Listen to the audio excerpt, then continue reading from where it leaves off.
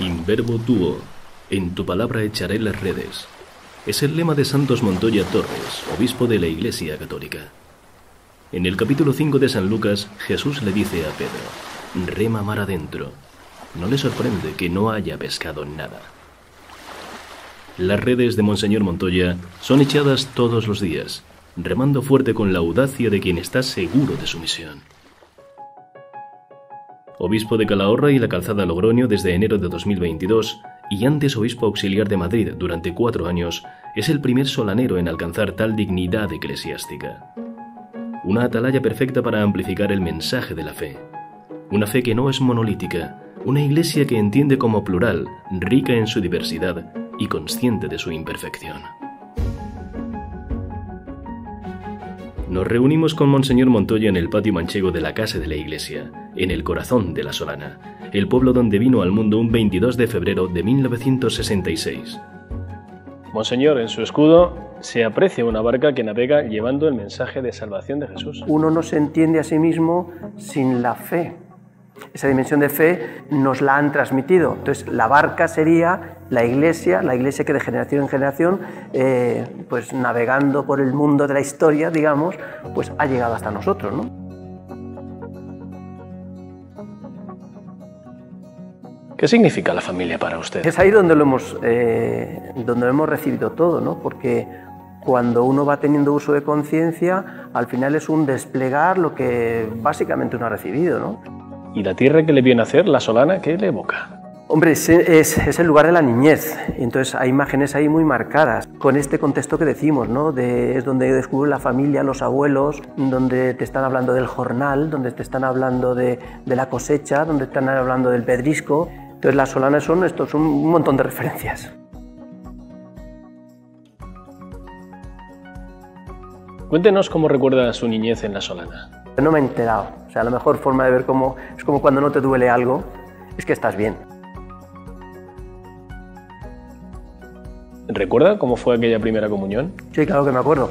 La primera comunión fue muy significativa. Me acuerdo que uno de los chavales de la catequesis de entonces pues nos decía que no se nos olvidara que teníamos que pedir 3 cosas ese día que se nos concedían. Pues no, sería cuestión de chavales, no lo sé. No me acuerdo de otras, pero una sí, y es no permitas que me aparte de ti. Incluso le hemos visto con la túnica de Jesús rescatado. Sí, aquí en el convento. Son de esas imágenes y que me acuerdo además que salíamos de madrugada y yo me ponía el abrigo dentro, ¿no? Entonces cuando decía la gente, mira ese niño gordito, me sentaba muy mal, pero es que llevabas el abrigo y luego llevabas el capirucho, el traje nazareno, ¿no?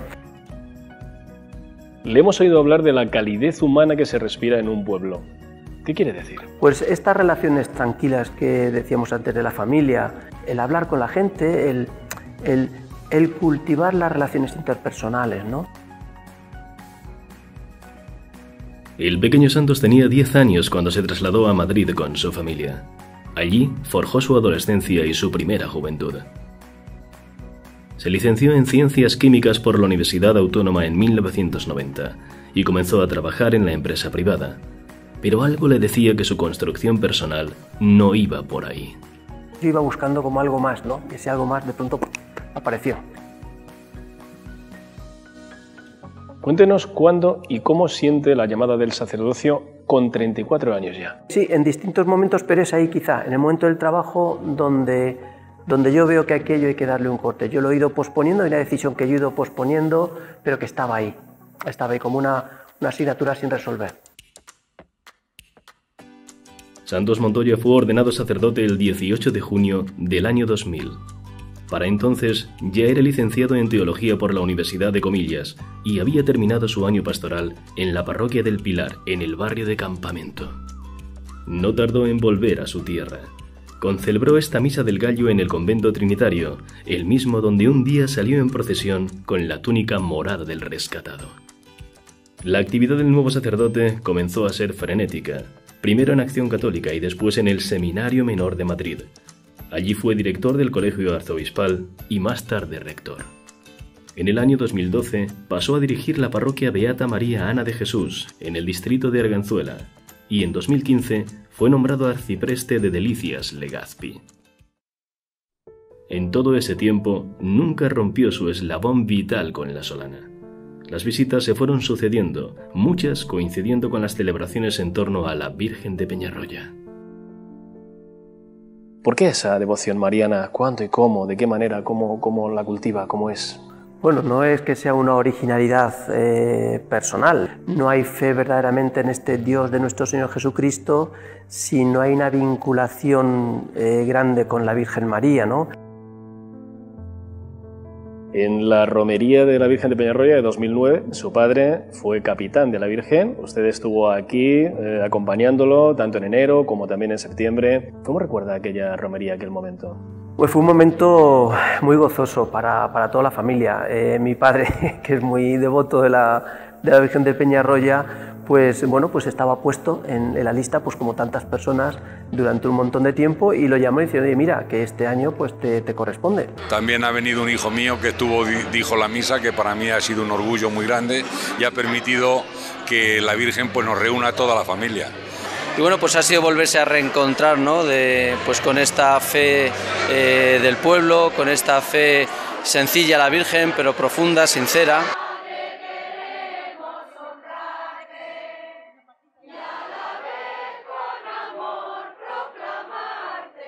Y es otro baño, digamos, de realidad del pueblo, ¿no? Donde ves al pueblo, a todo un pueblo que se mueve, ¿no?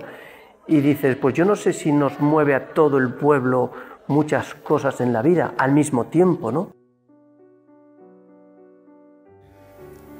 Al querido hijo Santos Montoya Torres, del clero de la sede metropolitana de Madrid, párroco en ella de la parroquia de la Beata María Ana de Jesús, constituido auxiliar de la misma sede y simultáneamente elegido obispo con el título hortense.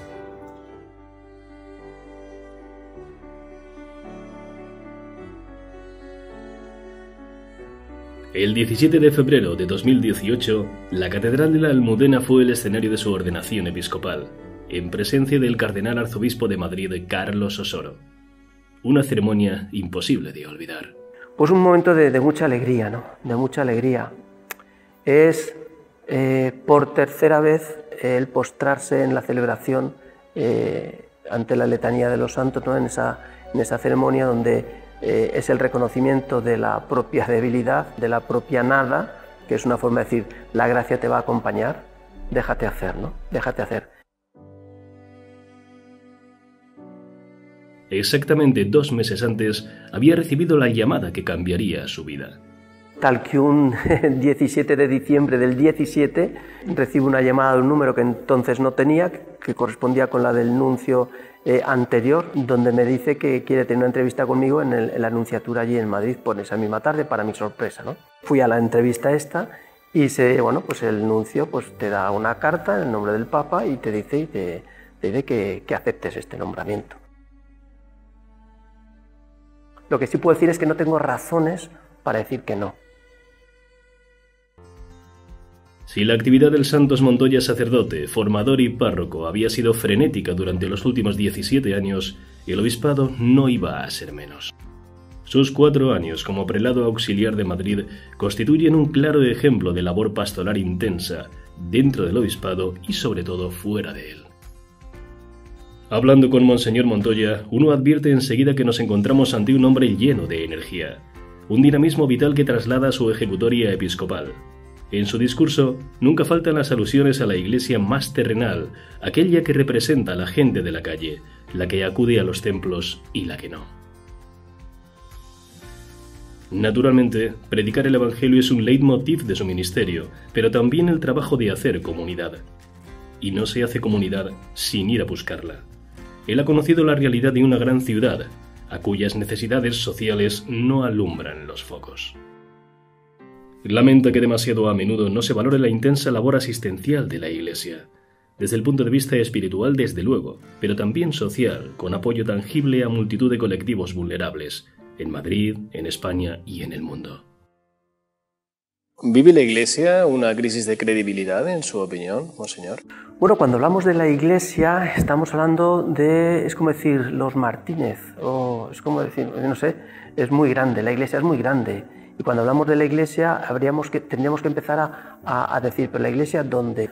porque la Iglesia en sí está sosteniendo constantemente obras silenciosas, atendiendo enfermos, ancianos, necesitados, consolando a la gente en sus dificultades, acompañando dificultades en lugares de pobreza, de exclusión. Todo eso es la Iglesia todos los días constantemente, y también con sus deficiencias. Y desgraciadamente, pues con los casos que hemos visto en relación con abusos, con comportamientos impropios, inadecuados, pero todo el mundo entiende que son comportamientos inadecuados. Es decir, es como si un guardia civil a uno le pide una mordida que en otros sitios, ¿no? le pide o lo extorsiona. Todo el mundo entiende que yo esto de usted no me lo espero, ¿eh? Si nos llama la atención es porque yo esperaría otra cosa. Usted ha sido muy beligerante con estos asuntos, especialmente ahora, por desgracia, está muy en boga el tema de los abusos en el seno de la Iglesia, y además ha llegado a decir cualquier abuso es inaceptable en cualquier ámbito de la sociedad, pero usted insiste en que en el seno de la Iglesia todavía más, por la cuestión de la fe. ¿Tiene un agravante especial? Hombre, es que la fe es decir que Dios te quiere y te lo dice, aparte de lo que pueda sentir cada uno, a través de personas de Iglesia. Si resulta que las personas encargadas de transmitir ese amor de Dios, esa ayuda incondicional, ese acompañamiento constante, son personas que por su comportamiento inadecuado interfieren y generan una desconfianza, una frustración en la persona, el escándalo es mayúsculo.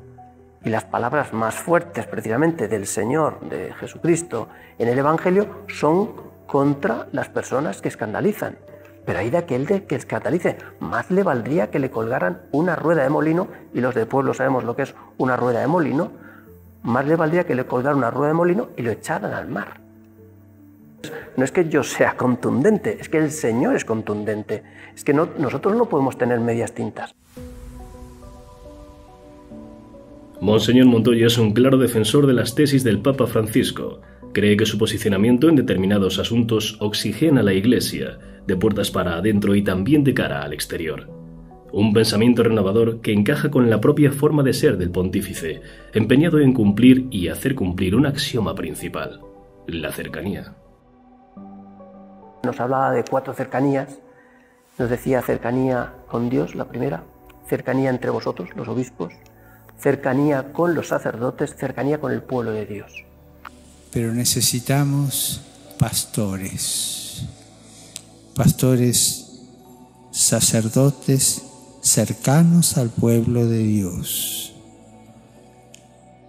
pastores obispos cercanos al pueblo de Dios y a sus sacerdotes. Por eso nos tenemos que esforzar en hablar bien el lenguaje que hable la gente. Si la gente no se entiende, si en una homilía una persona sencilla se ha enterado, la cosa va bien. Si en una homilía nadie se entera y tú crees que lo has hecho bien, tienes un problema. El 5 de marzo de 2022, Monseñor Montoya tomó posesión oficial como nuevo obispo de Calahorra y La Calzada, Logroño. El Papa había decidido su traslado a una de las diócesis más antiguas y más reconocidas de España. Su nuevo ministerio en La Rioja lo recibe con la llaneza que le caracteriza. Es plenamente consciente de dónde está y por qué está donde está. La gente que te quiere bien, pues tiene estos excesos, ¿no? Te lo mereces, te lo mereces. Uno lo que hace es responder a algo previo. El que tiene el mérito es el que te ha elegido, el que te ha señalado y el que te capacita y te acompaña para que tú llegues a responder. La fe es un don, es un regalo. Ese día, otra delegación de solaneros arropó a Monseñor Montoya en la bellísima catedral calagurritana. Allí exhibió una vez más el báculo que le acompaña desde su ordenación episcopal en Madrid. Un símbolo por muchas razones. Es un báculo pues que tiene un valor simbólico muy grande, ¿no? Lo habían hecho con madera de aquí del pueblo.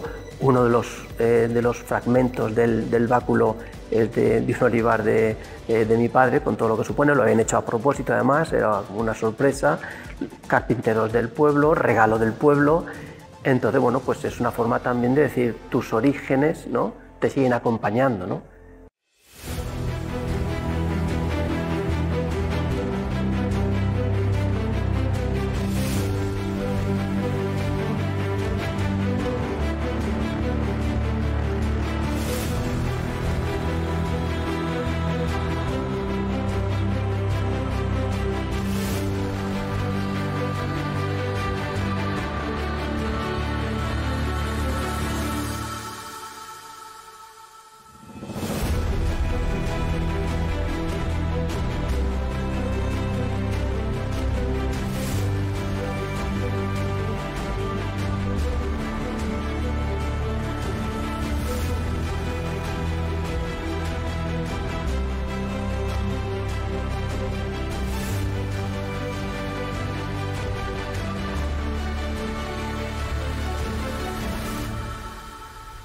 ¿Qué es lo que más ama usted de este mundo?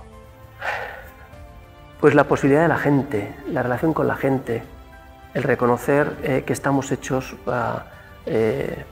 para un mundo que no termina. ¿Y qué es lo que usted desterraría de este mundo? Pues todo lo que impida eso. La mentira, lo que dañe a la dignidad de la persona. Si lo más grande es la persona, lo peor es todo aquello que disminuye a la persona en todas sus circunstancias. ¿Tiene algún sueño que cumplir o por cumplir? Pues intentar ser fiel a lo que he recibido y no liarla demasiado.